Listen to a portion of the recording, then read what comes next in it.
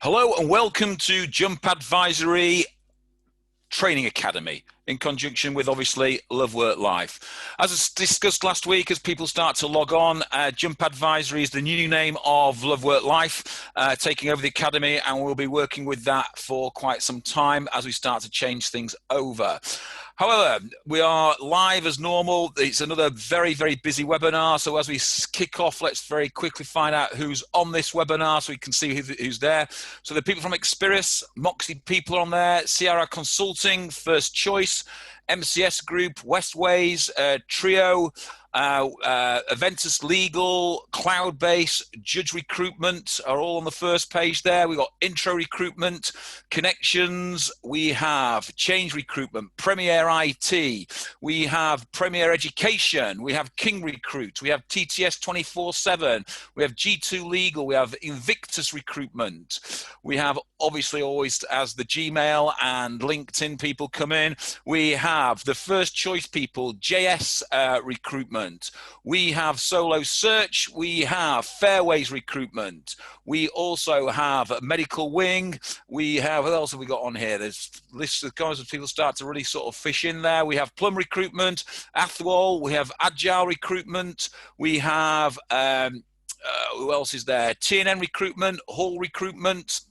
we have Brownlee Dean, we have Bonbon Languages, we have Mason Wake, we have Ignata. I think that's most people as they were calling through. If you can hear me, obviously people are already so used to that. They're already shouting hello at me from in the chat room. If you want to ask questions, please put them in the chat room or put them on the question bar. That'd be very much appreciated.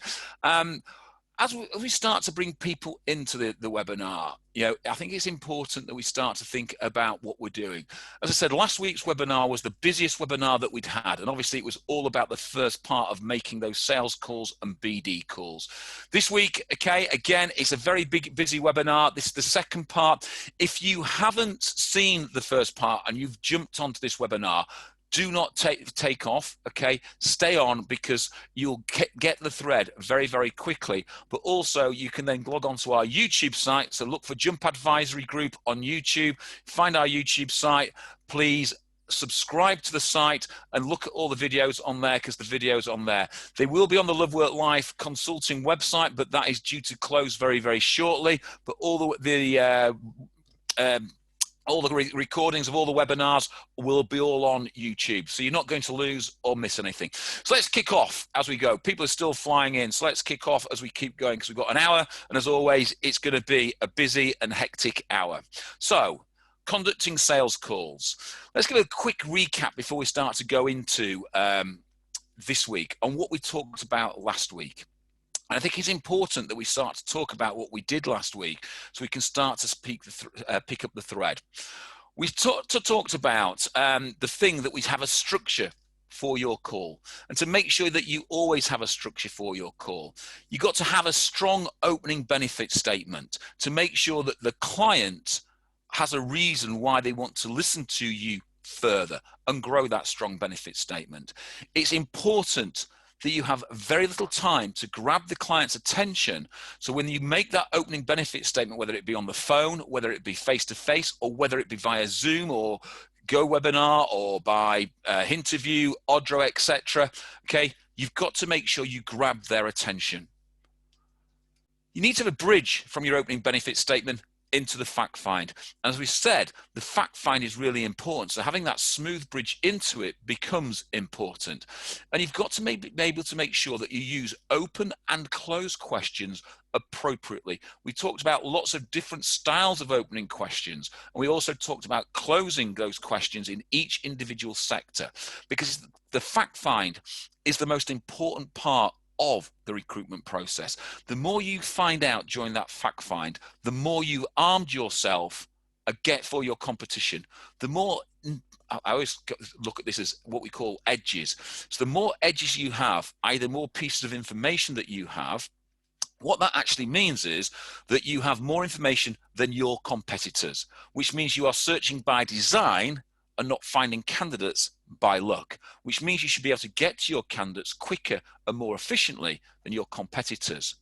We need to build rapport, and that fact find is that start of building rapport. It opens up more information. The more rapport we build, the more information that we will gain from them. So questions, okay?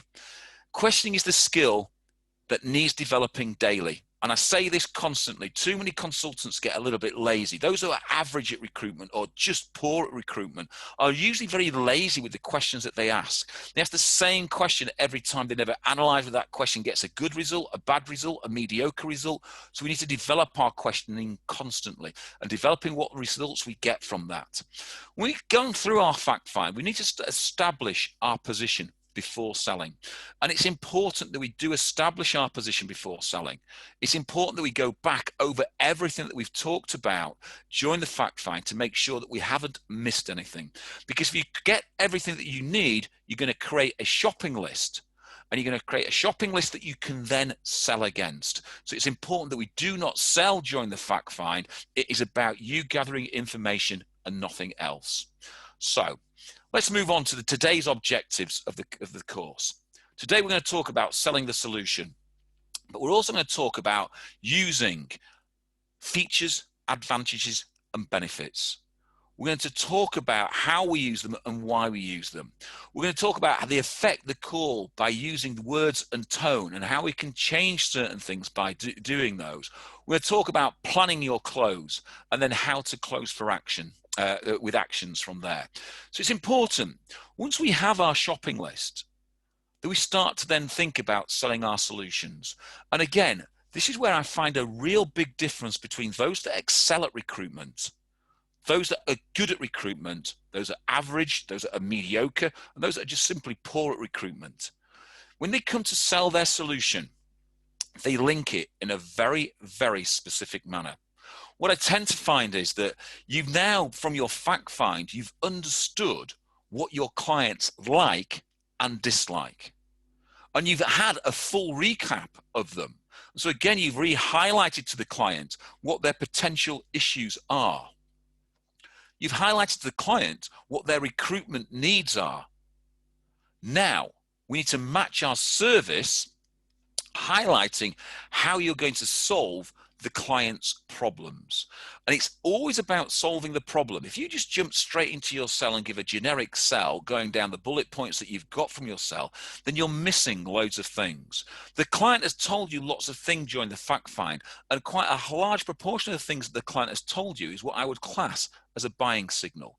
And it's now taking those buying signals and matching them against your service, matching against in the priority order that the client has told you them in, so you can then start to really whet the client's appetite. Poor recruiters only really use features. And we're talking about using features, advantages, and benefits when it comes to selling. So we've got to start to think, average recruiters might use features and advantages sometimes, but the great recruiters use the benefits as well. So the client fully understands what you are offering in your service. Sometimes we get talked to the end, we're going to talk about objections further down the call. You get lots of objections. And the objection is there because you haven't sold your services properly. So you need to understand what your company USPs really are. You cannot just jump directly into your sale. You need to light the fire under your client. You need to warm your client up now to create desire. So using a generic discussion about your services and looking to create value, this will sort of stop that competing, that feeding frenzy of other recruiters. This is where you separate yourself out from the other recruiters. Because let's be honest about recruitment, okay? There's nothing really revolutionary. There's nothing really different from most recruitment agencies. It's how you come across. It's how the client perceives you. So we have to look at where we can look at our services and stop that feeding frenzy of people trying to undercut, trade part of your services, or the client treats you as something you stepped in. So we've created something here that is very different. Yes, it takes longer, but all the good things come to those who wait. So you've got to build that fire before you can start to sell. So I always look at this to a client. Let me tell you how I'm going to work and how I'm going to address some of the issues that you have highlighted, and how I've seen similar issues with some of my clients and how I cured them for them. So I'm going to tell the client, I'm going to talk about some of their issues, and I'm going to highlight how I've cured them with other clients. I am now going to light the fire under my client. So when I actually get to the final part of my sale, which is the part where I give my price, the client's desire to buy has been maximized. So to sell my solution, you know what clients like and dislike about recruitment. So we've got to start to think about what we can do when we start to match your USPs to the client's real issues and what issues they have. Excuse me. We've got to think about demonstrating your value. And so I think demonstrating your value is about stating those things and then giving real life scenarios as part of your sale that increases desire. So we're using real life examples is really important. And I pick things out as I've talked to my client, and as I'm writing my notes for my fact find, I'm highlighting things. I'd say things like, you said that you wasted a lot of time interviewing candidates who after 2 minutes, you didn't really want them in the room because you knew after 2 minutes they weren't right for the job. But you probably spent the next hour, as you said, talking to them, so you're not being rude and not ruining your company's reputation. It's interesting how many clients I've had that conversation with, and by using, and whatever you're using, your recruitment process, a video process, etc., it means you can prevent that from happening, which means the features, advantages, and benefits are now starting to come out. You stated, okay, that attrition was a problem, Mr. Client or Mrs. Client. And it's because you hire on skills and mainly fire on behaviors. And again here, there's a lot of facts that I start to state with my clients that I worked with, say, a client 18 months ago, and I used this fact and this statement 18 months ago. And since working with them on a retain model where I've behaviorally matched their recruitment needs to the role, our candidates have reduced their attrition rate by a huge amount. And the number of candidates they're interviewing has also reduced. So it's reducing their overall cost of recruitment because we are matching the behavioral matches to our clients' behaviors, which means they stay longer. In fact, when I look at our retained service, 96% of the candidates placed stay for a year. 93% of our candidates stay for a year, 2 years or more, which is a huge cost saving in recruitment to you, Mr. Client. So I'm giving the client the features and the benefits, and I'm getting the client to quickly understand that other clients have had these issues. And because I spent time to understand what the client wants, I'm now curing those issues. So I'm using genuine features and advantages and benefits constantly. So let's look at these properly. Excuse me, I'll have a drink. Sorry about that. So let's look at these properly. So features and advantages and benefits. Okay. So why do poor and average recruiters skip this?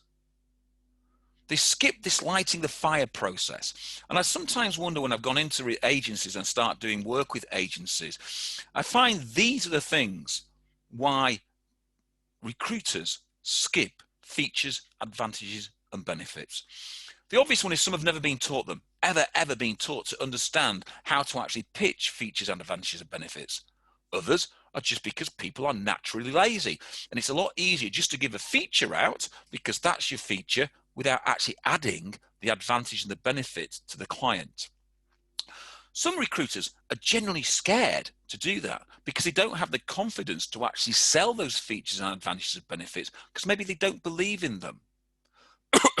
Some feel that they're under pressure and they feel that hitting meaningless KPIs and getting a quick job spec off a client is far better. And they start thinking about, can they sell, and then move on, but not actually getting all the information they require to actually make that sale easier and actually make then an actually conscious decision on whether they should be working the role or not. So they tend to be working roles that they should never work because they've never actually invested their time to find out. Some people have no understanding of the meaning of value and what a value-based service will provide to your clients and to yourself. So if you start to actually sell the features and advantages and benefits that you truly believe in, and you actually deliver those back to your client, and it starts to prove your service to your client, then all of a sudden you are adding true value to your client. And once you start to add true value to your client, then what you tend to find is your clients will come back to you over and over again. So a feature about your business means nothing until the client understands it and understands the benefit, and the benefit is obvious and understood. I love the recruiter who loves competing in that bloodbath of recruitment. And I love to see that when they're saying, well, how do we beat other recruiters? And it's all about cutting costs. It's all about being quick and finding things. It's not about providing the client with a service. So I want to make sure that we provide that service. I don't want to be the agency that shaves a little bit off my fee so we can have an exclusive role. I want to be the agency that's competing on value alone. So we need to understand our features, advantages, and benefits, and I mean to sell them. Don't supply lip service to yourself, because it's you that needs to be convinced first and foremost. But if you want to be a brilliant recruiter, you've got to understand that. So we supply candidates from the passive marketplace. We interview all candidates before we submit them. Is a genuine feature. So how do we work on the advantages and the benefits of that? So advantages. What is an advantage? And I hear that quite a lot when people say, well, I've got the feature, why do I need the advantage? So I want you to start thinking about some of the features of your business and start to write down some of the advantages of that feature and what that feature means, because it's the advantage that is often forgotten. And an advantage actually explains what the feature will actually mean to the client. So let's go back to that sentence. I only work with candidates that I've interviewed. We interview each candidate to ensure they have not heard about your vacancy, that they have the correct skill set for your position, and they're within your salary banding or rate banding, depending if it's a contract job, which means that any candidate we submit to you will be suitable for your role that you are looking to fill, and we'll have talked about you, the client, with them, and therefore they will be GDPR compliant.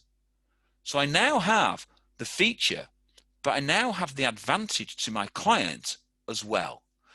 So the advantage only comes to life once the benefit to the client is fully understood.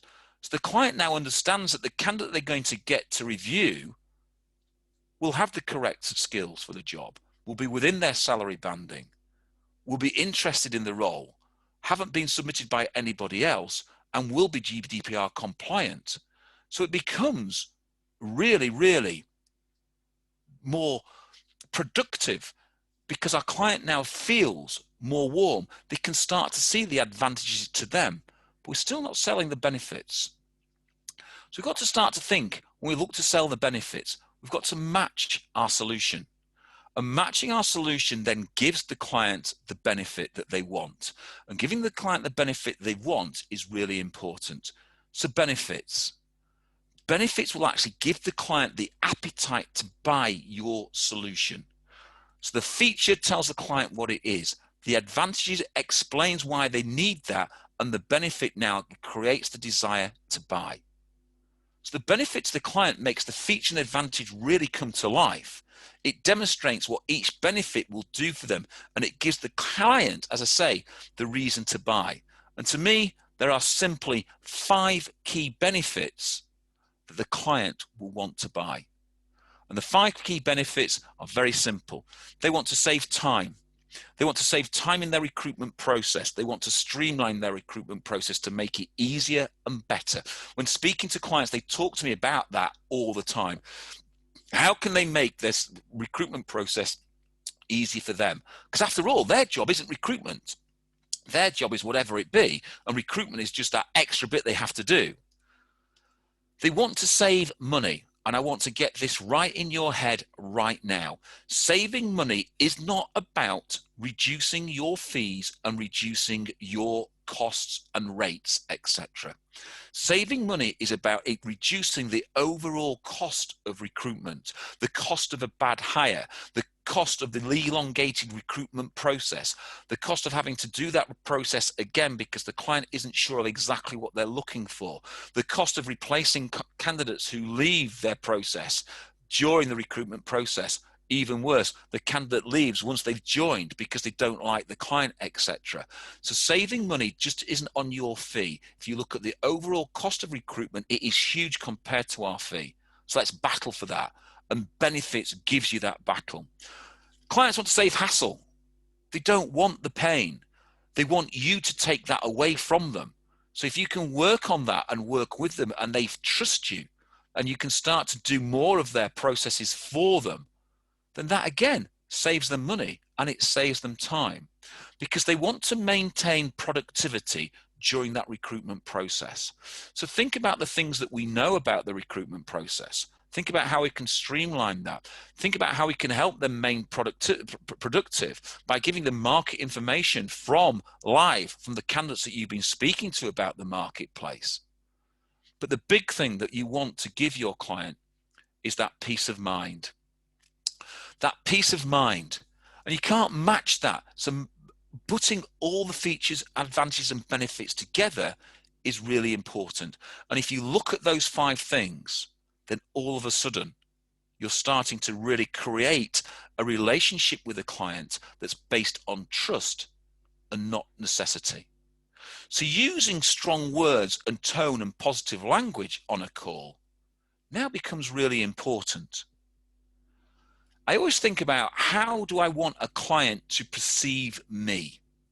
And I always think about what clients think about the recruitment marketplace and about recruiters in general. Because I want you to remember, you may think that you are the best recruiter in the world. You may think that you give the best service in the world. But I want you to remember, it's not your perception of you and your capability or your service that you provide that counts. It's the perception of your client and your candidates that count. So we've got to start to think about how we can use words, tone, and positive language on a call to start to create a more professional view of ourselves, to create a more professional understanding of our business and how we work. So we need to be seen as professionals. So your behavior and how you interact with the marketplace should really reflect your company standards and demonstrate how you add value to your clients and your candidates constantly. You need to be seen as a minimum as credible. Your aim is to be really the key influencer in that marketplace. And by being professional and by linking yourself with other professional people within that marketplace, and then demonstrate your professionalism every time you're on the call or every time you meet a client or a candidate, then all of a sudden it starts to lead to different things. Professionalism leads to respect. And making decisions for a client is really important. They want to work with people who they feel are respected in the marketplace. You need to be seen as the authoritative person or the authority in that marketplace within your niche market. So to do that, you need to have knowledge, and you need to be able to demonstrate that knowledge. It's really important that you start to demonstrate your knowledge as a professional, because if you start to demonstrate your knowledge as a professional to the client, and you're talking about either what the market's doing, you're giving them in-depth views of the marketplace, of trends, what's going in the marketplace, they will make a more defined decision when they recruit, which means that you are influencing them more. So you've got to make sure you understand your market and you have in-depth market knowledge. To be seen as a key person of influence in your market, you need to be professional and knowledgeable, not only in recruitment, but within the marketplace itself. So again, who you're dealing with and the people that you are linked to are really important. How you are perceived by those people is really important. Every day should be an opportunity for you to learn something and improve your position in the marketplace and take that to somebody else. You offer value for money. And offering value for money is really important, because what you really want to do is be able to solve their clients' problems. And it's interesting when I speak to clients, and I speak to clients an awful lot. When I talk about clients this stage, I'm talking about clients as in clients buying recruitment services. Recruiters have a bad reputation. Don't underestimate how poor our reputation is in the marketplace. So just lifting yourself 1% above the norm is a massive uptick for yourself. But 3%, 5%, 10%, 20%, 30% suddenly separates you out from that bloodbath of recruitment into almost a blue clear water, where you are then also working with clients that no other agency is working with because they trust you that much. So honesty from a recruitment point of view is really important, because recruiters have a bad reputation. So we don't want to be able to prove that to the client that we're simply a stereotypical recruiter. We need to start to think about how honesty, so that means telling the clients truly what we know and what we think, and advising them, using that word consultant properly, being consultative to the client is really important. So do what you say you're going to do when you say you're doing it. And keeping your client up to date and being honest with your feedback is really important. Don't sugarcoat it. It needs to be truthful and honest. It helps engender trust. If you make a mistake, own up and be honest about that mistake. Be professional, because clients are looking for this constantly. We need to be, as I said, honest, but we need to be reliable as well. We need to create long-term business opportunities.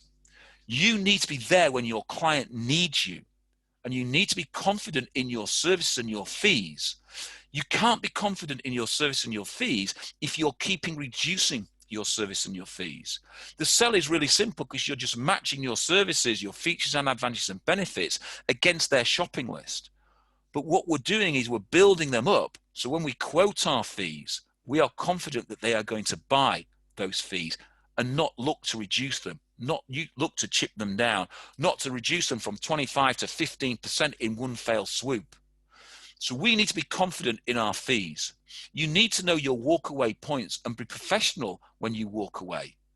You need to be confident in your assessment of the marketplace and the roles that they're trying to fill and the rates that they're trying to pay, and walk away. If you know your marketplace, you should be confident in telling the client what to expect, and then you can deliver it, because confidence breeds confidence. If the client is confident in you, then you will breed that respect constantly. So it's interesting. I always use these sentences when training people, and I use these sentences to understand the difference between words. And I'll use the generic client and candidate calls. Hello, Mr. Client, I have 3 CVs for you, but I'm not sure you'll want to see all of them. A comment I hear quite an awful lot from recruiters. Why? Because they think they're trying to advance the best candidate in there. I spoke to clients about that comment, and what did they say? I didn't want to see any of them, because as soon as you're telling me you may not want to see them, that doesn't just label one of them, that labels everyone. So a negative comment. Same thing with candidates. Without actually exploring the candidate properly, I'm not sure this job is right for you. Mr. Client, this may or not be anything of use to you. I am just calling. It's only a quick call. I just wonder if it might be possible. All these type of things are said to clients. This might not be of any use for you, but I want to tell you this. I'm just calling to tell you this. I'm just calling. I am calling to tell you this. Only a quick call. Well, if it's a quick call, why are you calling? What's the point of the call? I was just wondering if you might possibly, maybe. We need to start using terminology with our clients constantly. Sorry, I've clicked on a page there. Constantly, to make sure that we are doing the right things constantly with our clients. We are doing the right things, okay? So I've seen these comments said by clients, okay? by candidates, consultants, sorry. I have 3 rubbish CVs, okay? And that's what it's saying to you. I have 3 CVs. I'm not sure you want to see all of them. It just says I have 3 rubbish CVs. I want to make sure that I am not assuming anything. So we need to make sure our language is positive and our language speaks about professionalism to them. You have to be confident in your own skills and your ability and know what you're talking about. And that comes from preparing your mindset. It comes about preparing your mindset when you come to the cell. So before you get on the phone, before you get on a Zoom call, before you get on Odro, interview, etc., before you get into a face-to-face meeting, your mindset is really important. So your mindset has to start to cover these things, and your mindset should be all about growth. So you should start to think about offering a better service. We start to think about what our mindset says about our service. You know, are we offering a digital process? Are we offering a behavioral focus? Are we offering a client marketing? Are we offering a video service? Are we offering onboarding services? Are we looking at AI and pre-screening services? Are we looking at the recruitment services as a whole? We start to think about what I want to sell to this client, then all of a sudden I'm engaging my mindset into that marketplace. So I know if I'm going to have a behavioral focus, I know what I'm going to be talking about. I know if I want to move this from a telephone to a video meeting, I know what I should be talking about. If I want to use AI to help the client in certain things, I must understand my AI tools, and therefore I must be confident in that tool when I'm selling it. So I'm preparing my mindset. I then want to start to think about when I'm selling to my client, I want to start to compartmentalize, if I could say the word, okay, my sale. So I just think about the sale comes in a number of formats. We have our contingency sale, which 90% of the recruitment market do constantly. We've got to start to think about how we separate that out, because we talk about the whole of our recruitment market in one go, including contingency. We want to talk about exclusivity, okay? But exclusivity is different to contingency, but yet we still wrap it all up in one bowl. So by compartmentalizing it and separating each section out, we get a far different sell to our clients. We want to talk about retained services and what retained services mean. So if I'm talking to a client and it's a reasonably high salaried job or an important job, I'm going to start pitching retained services. I'm not even going to think about contingency or exclusivity. I will use them as my fallback. So I start to think about how I'm going to compartmentalize my services and sell the right services to them. If I suddenly know my client's got an awful lot of recruitment coming out, I start to think about what other recruitment services I can sell into my client, how more I can benefit that client, what features, advantages, and benefits of my company can I provide to my client that will enable me to capture a higher paying deal for my services.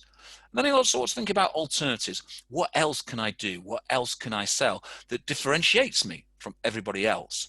So by listening to what the client said through my fact find and having my preset mindset of what I want to go on and sell, I've compartmentalized what I will be selling to my client, and I've separated them out rather than rolling them all up into one ball and selling them in one regurgitated mess. So we think about that constantly. So I want to think about what I'm selling to my client. So I'm going to look at my sell and look at the perceived value.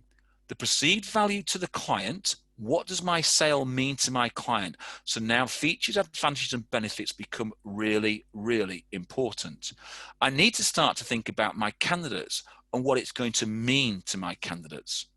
So I've got to start to think about these two processes, because remember, when our client and candidate meet for the first time for that initial interview, nowadays it might be by Zoom, but it still might be face-to-face. It still might be over the telephone.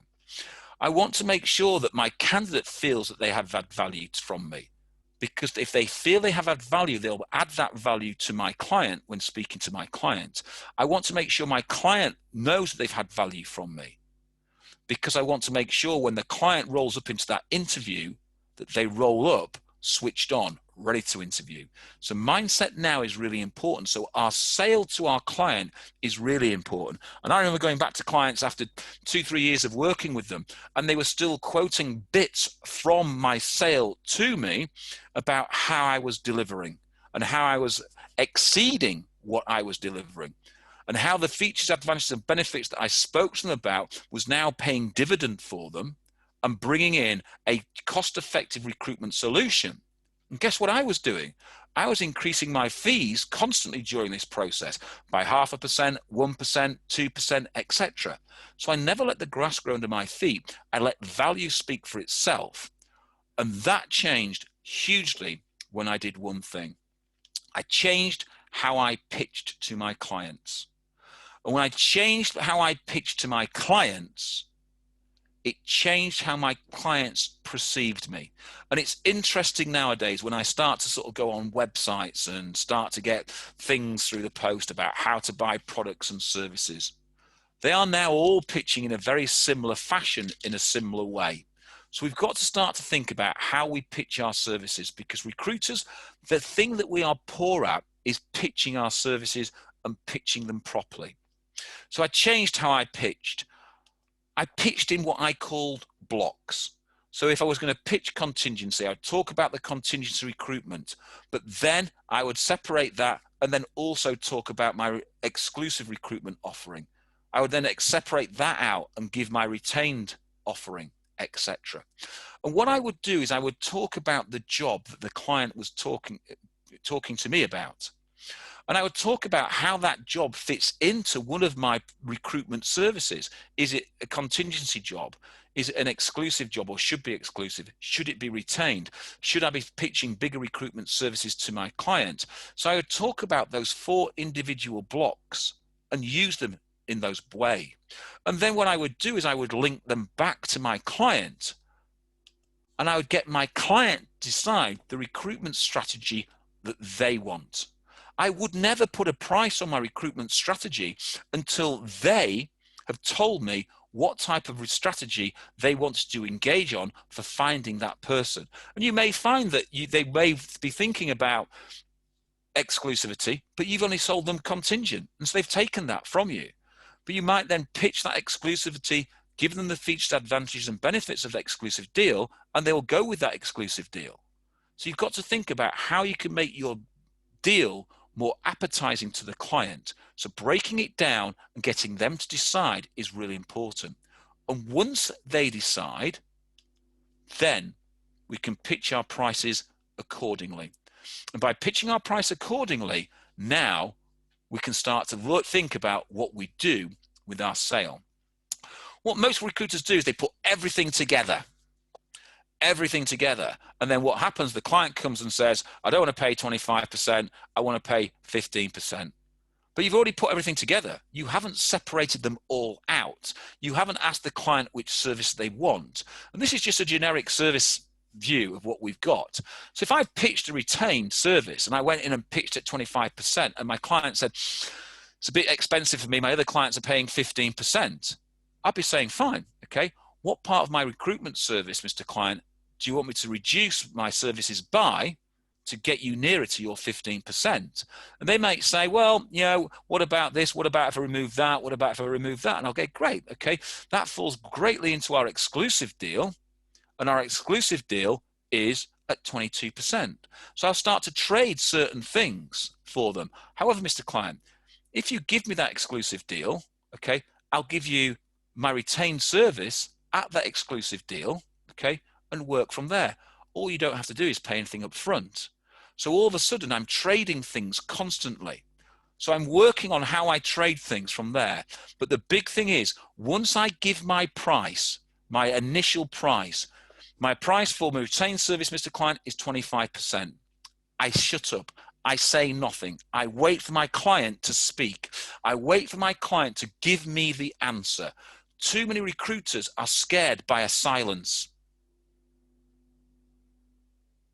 That's a 5-second silence, and it's a horrible silence because we're so used to sort of noise. Give your price and shut up. The client might be thinking, The client might be mulling it over.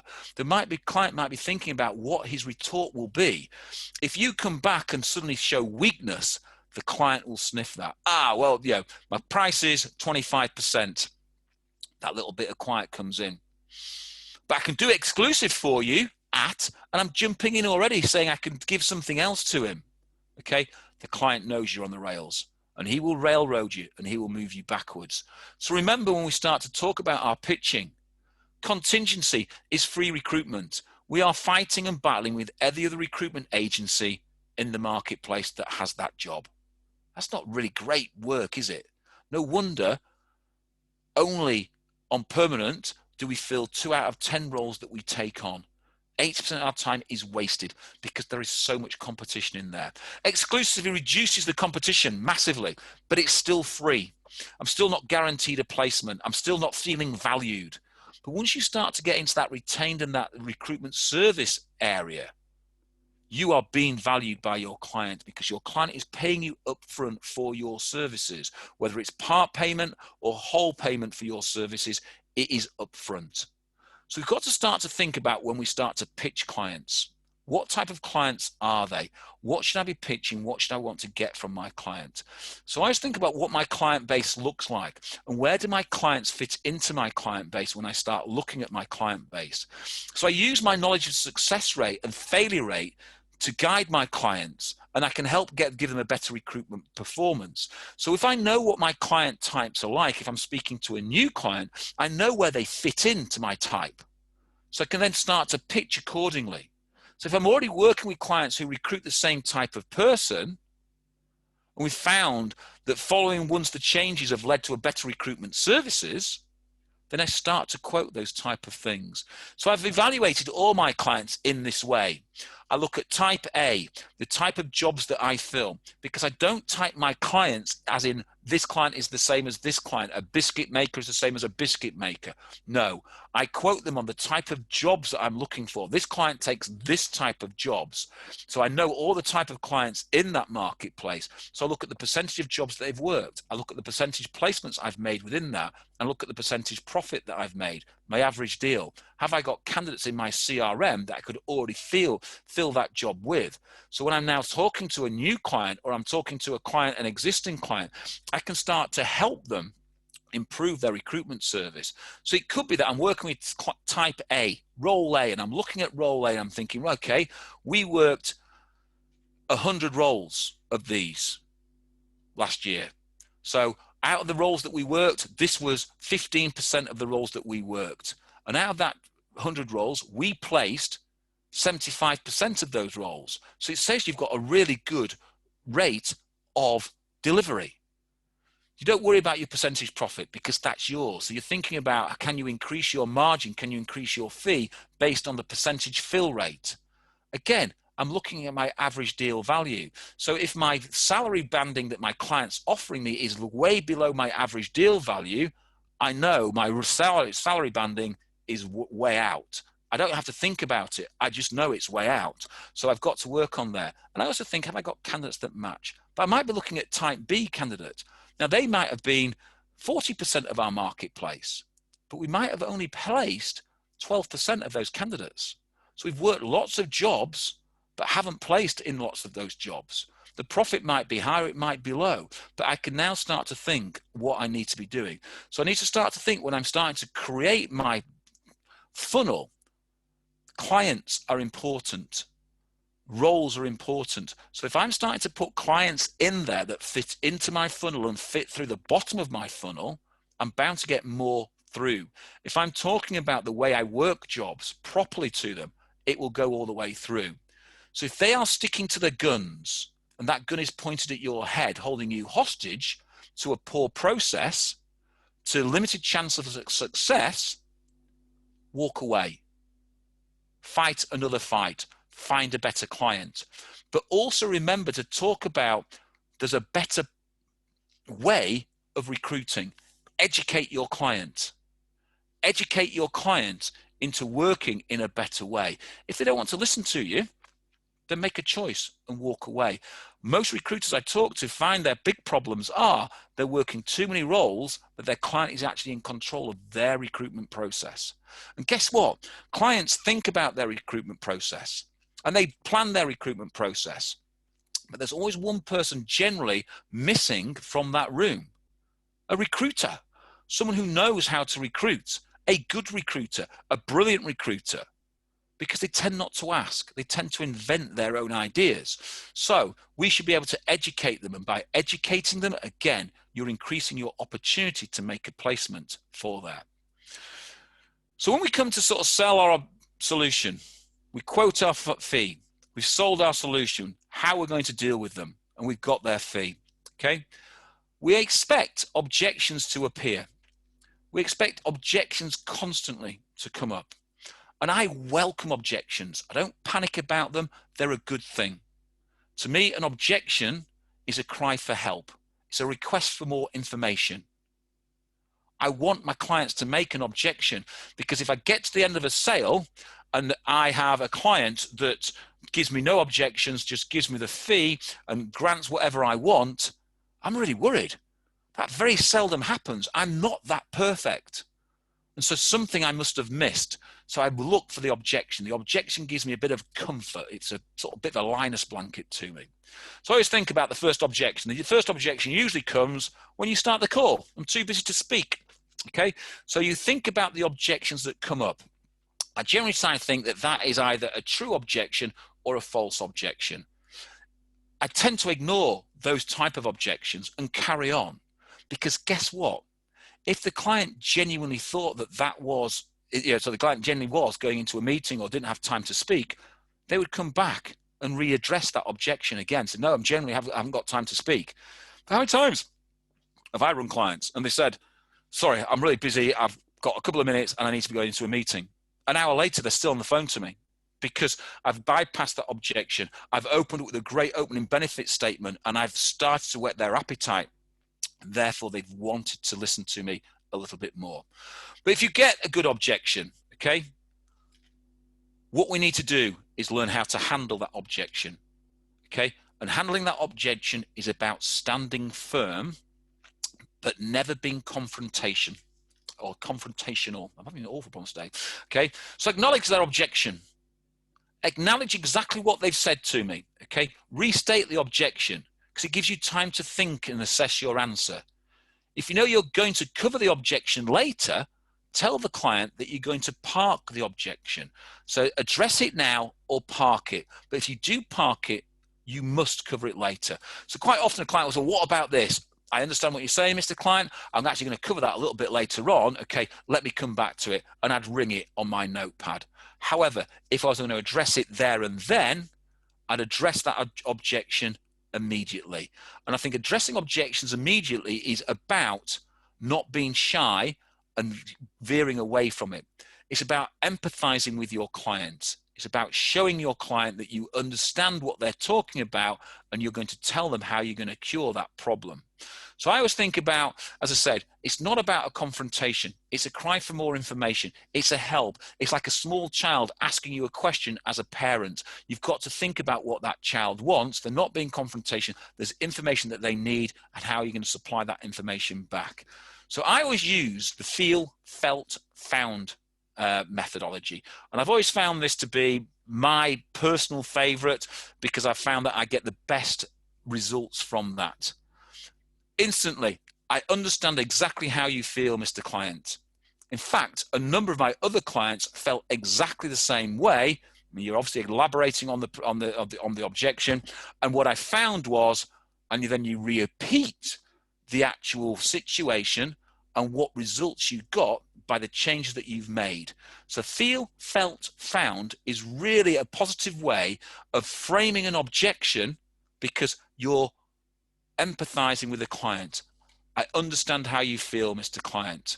However, a number of my clients felt exactly the same way. And what I found was, and you're now giving your answer. So you're giving almost features, advantages, and benefits, and you should be rolling those into these things because you can then go back to your part of the sale and talk about these things, okay? as we go through the objection. So handling the objection is really important. I understand how you feel. Some of my other clients felt the same way when I first started dealing with them, and over time I have found this. So dealing with that objection is really important. And as I say, if you've parked it, make sure you come back to it. So, same again, we've got this far down. The client has now agreed everything with us, but we still don't take a job spec at this point, because until I've got everything agreed and closed down with actions, then I do not want to let my client off the hook. So I want to close with actions.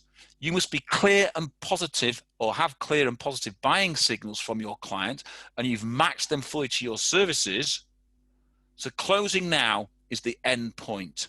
Closing now and agreeing that you can deal with them should be the simplest part, because you've covered absolutely everything. You must have commitment from your client that covers your terms and conditions, the recruitment process, set interview dates, set review dates, and set closure dates. Otherwise, you haven't closed properly. So you need to demonstrate if you have commitment with your client or not. You need to have agreement on both sides, and you need to confirm that agreement in writing. So email them, okay? Have a contract there to sign, but ensure there are no issues further down the line, because you've got a signed agreement. So set clear action points in a chronological order that your client can follow, okay? Value gauge, retain, exclusive, contingency. Look at the value gauge that you've got. Where do you want to be on that gauge? Do you want to be at the contingency end, or do you want to be at the retained end? So look at what you're closing and how you're closing it. If you're forever closing contingency, there's something in your sale that's not enabling you to get to exclusivity or retained business. So you need to readdress your sale constantly throughout that process. Closing gives you choices to work with the client or not. And it's a really interesting one, to work with the client or not. Too many consultants pick up jobs from clients where they have no chance of filling that job, but they're trying to fill a meaningless KPI, and they'll be then made to work a job that they know they have no heart in, no skin in the game, they don't think they can fill the job, and yet they carry on just to make a manager feel happy. So as managers, if they're a manager on this call, think, what type of role are people working? Are they wasting their time? Have you evaluated that role to make sure that role is worth working? So once you've got that, you had a plan. Remember, when we came on the call, we created a plan of what we wanted to achieve. You need to sort of work your plan. Is your plan coming to fruition? Is it starting to have the benefits that you wanted it to have? Are you now getting to the end game where you need to be? So closing with actions is really, really important. And so closing what outcomes you're looking for are really important. So as I said, you have a plan. You need to be looking for that win-win situation. You need to know your goals, but you also need to know your walk-away point. When quoting your fees, do not be ashamed to quote high.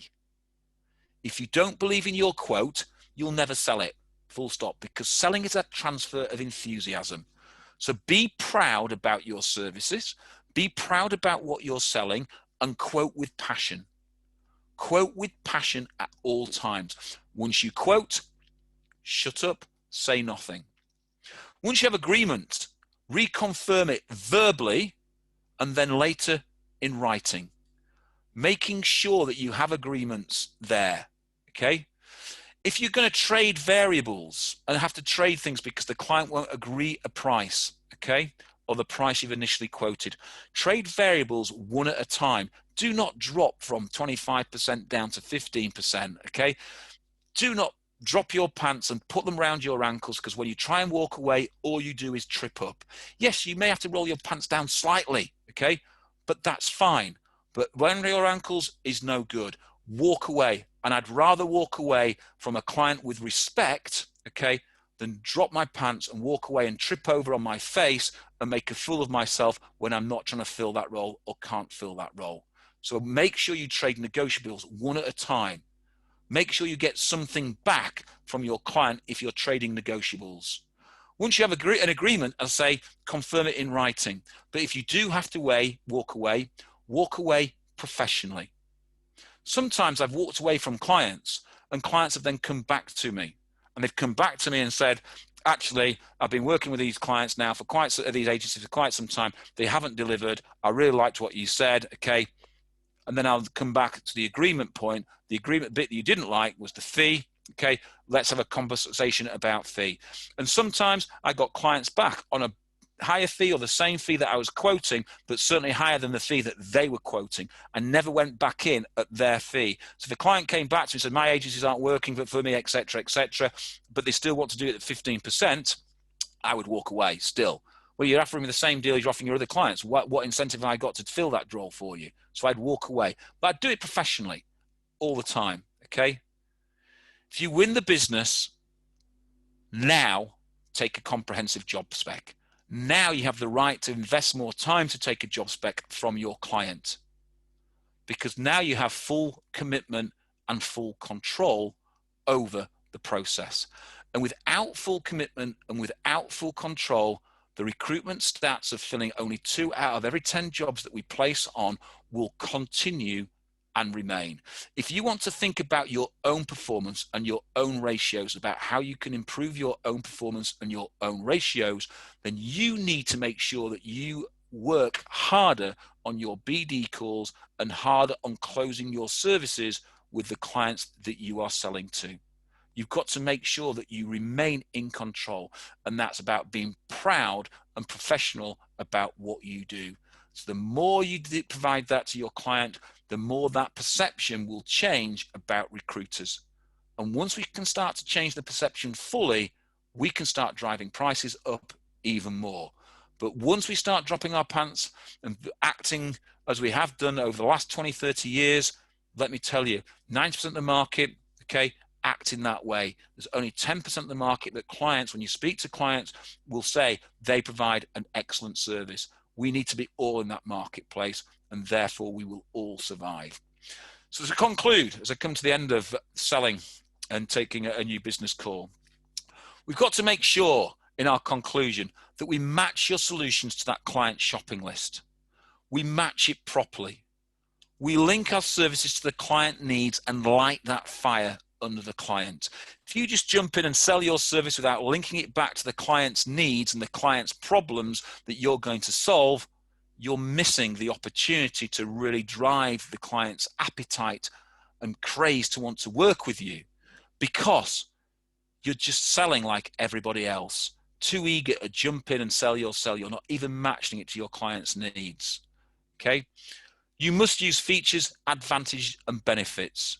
Your solution must cure the client's issues and build the issue up.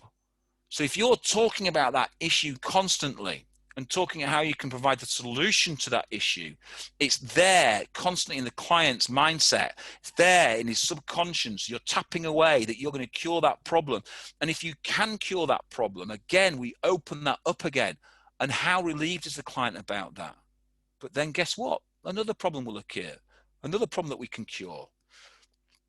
Use language to our benefit. Use language so we make sure that we are being positive at all times. Think about words that constantly demean things, and think about what you think, okay? It's interesting. For those who've worked with me and my consultants that worked with me when I was a sales manager, director, etc., used to get this all the time when we talked about language. I'd set them a task and someone would say, certainly Howard, I'll try to deliver that back to you. I would stop them in their tracks and say, well, we may as well stop the conversation now because that is never going to happen. And they'll go, what do you mean it's never going to happen? I said, because you've told me you're going to try and deliver it back to me. The word try in there, for me, is a negative word, because trying means that you can say, I've tried it, but I didn't manage to do it and I failed. So you've got to make sure that you spin positive language. I will deliver that back to you at this date, okay? If they fail, then fine, we can work out why they failed. But if they put the word try in there, subconsciously, they already have an excuse for that failure. So use language positively and think about the words that you're saying to clients constantly throughout the sale that become negative, that work against you. So think about what you're saying. Stick to your plan. If you have a plan, stick to it. And when you close, shut up. Be quiet. Okay? Let the client decide. So ensure when you've pitched, pitch in blocks. Let the client decide which block they want, and then pitch your price to that block accordingly. When you pitch it, work it from there. But remember, if you're going to have to trade variables, do it one at a time. And once you've got everything right, ensure you close with actions and you close everything in writing. And it's important. Again, I've had too many clients fall foul on us because, oh, well, I don't have to worry about that because I've got nothing signed with you. There's no agreement in place. Over lockdown was an opportunity to go back and look at all the clients that you're working with and find out what you had on them, documentation or not. So when we go back to them this time, we can start to talk about, let's put this documentation in place, let's put this contract in place, etc., etc. So it's about getting your house in order. So ladies and gents, that is conclusion of sales call. If you've got any questions, feel free to drop some questions down. I'll be back next week with another training course. If there's anything in particular that you wished me to cover, feel free to drop me a line and I'm happy to cover it. Remember, my email address has changed. It is now howard@jumpadvisory.com. So feel free to push those across to me. I will keep up. My Love Work Life is still working. So if you do email it, it will get to me somehow. Okay. But it might not be as quickly as we thought. Okay. So ladies and gentlemen, I'd like to thank you for your time. It's been much appreciated. Enjoy the rest of your Wednesday. It's a bit hot and sticky up here in the north. Okay. So enjoy the rest of your Wednesday and I look forward to seeing you all next week. Thank you very much for your time.